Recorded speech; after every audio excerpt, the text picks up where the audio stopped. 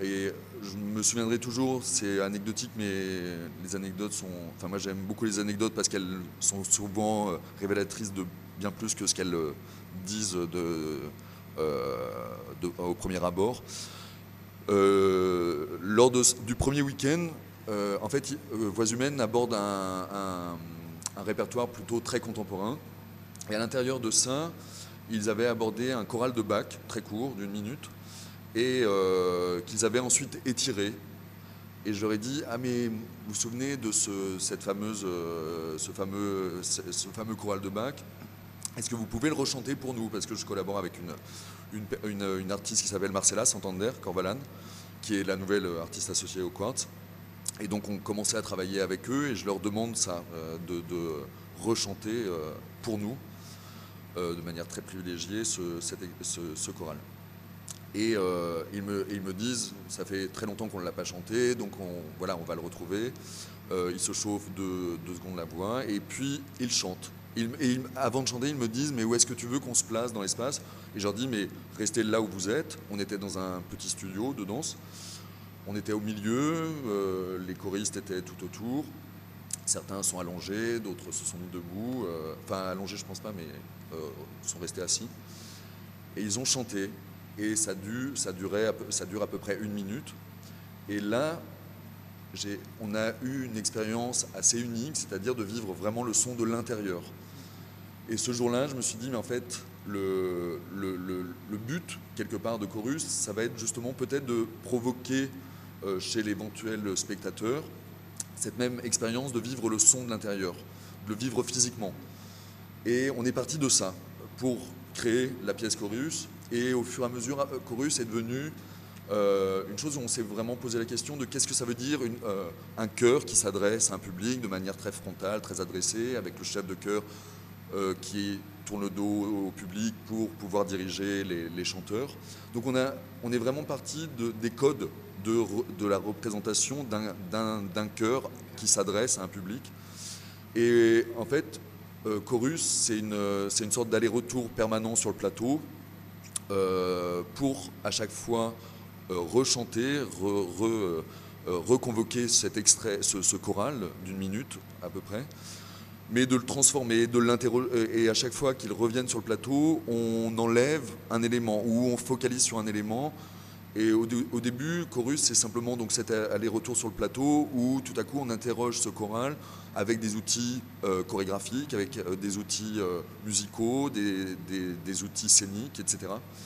Et puis au fur et à mesure, on se permet des interprétations un peu plus, comment dire, un peu plus libres ou qui partent dans des endroits où justement c'est peut-être à partir d'un moment où les interprètes peuvent aussi avoir une place plus personnelle, j'ai envie de dire, dans Chorus. Et donc ils reviennent comme ça 24 fois sur le plateau pour rechanter toujours ce même extrait de Bach. Donc ce projet, ça fait maintenant presque 3 ans qu'on le tourne, un peu moins de 3 ans. Et on tourne avec les 24 mêmes chanteurs et il se trouve que on a une assez jolie tournée avec ce projet. Et puis quand les hivernales, enfin quand Emmanuel Serafini m'a proposé de présenter Chorus, les choristes de Voix humaines n'étaient pas du tout disponibles. Donc germait déjà depuis peut-être un petit moment l'idée de peut-être travailler avec un autre chœur. Donc j'ai soumis cette idée à Emmanuel Serafini. Et il m'a fait rencontrer l'été dernier Jean-Paul Joly, qui est le chef de chœur de l'ensemble vocal Campana, donc de Villeneuve, les Avignons.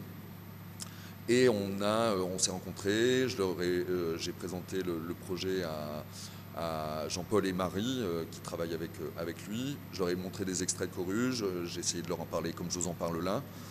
Et ils m'ont dit, pour nous, c'est banco, on se lance dans l'aventure. Il a quand même demandé avant tout à tous les chanteurs, évidemment, pour savoir s'ils étaient partants, ce qui était le cas. Et puis en parallèle, ils m'ont fait écouter aussi ce que eux faisaient. Il y a quelque chose aussi où où quelque part ça recoupe un peu les intérêts de travail qu'avait l'ensemble vocal Voix Humaines en Bretagne sur justement ce rapport à la spatialisation du son et l'exigence aussi de la qualité de l'interprétation. Et donc on a commencé à travailler ensemble, on s'est rencontrés en octobre dernier, on a travaillé 2 jours sur un week-end, on s'est revus en janvier, on a travaillé 2 jours et on s'est retrouvés, alors moi je suis arrivé mardi, mais un des Renaud Mascret qui est un choriste sur la première version de Chorus est présent pour aussi transmettre de l'intérieur la partition. Et moi je suis arrivé mardi, nous sommes jeudi, la générale est demain et nous créons après-demain. Donc voilà, on est encore en travail. Ce que je trouve magnifique, enfin, ce qui me plaît beaucoup dans cette reprise, parce que j'avoue que c'est quelque chose qui m'effrayait. J'ai pratiquement jamais fait de reprise.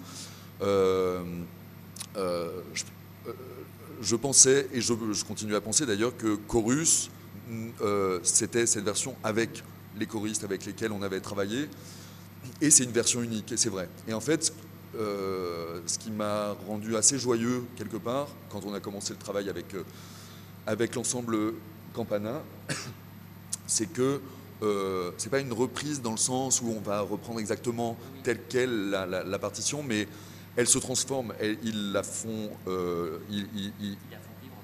vivre autrement, exactement, et ils l'investissent d'une toute autre manière, et on réinterroge chacune de ces fameuses séquences d'aller-retour de manière très différente, parce que ce ne sont pas les mêmes chanteurs, parce que les personnalités ne sont pas les mêmes, parce que les voix ne sont pas les mêmes, donc le son est différent d'entrée de jeu.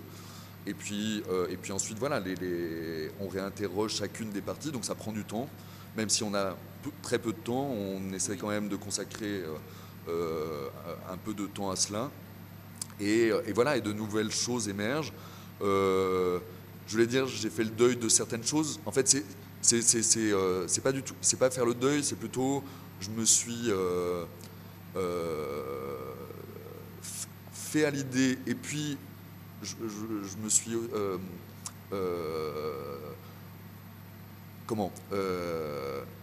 l'intérêt que enfin, la frayeur que je pouvais avoir, c'est de transformer en intérêt.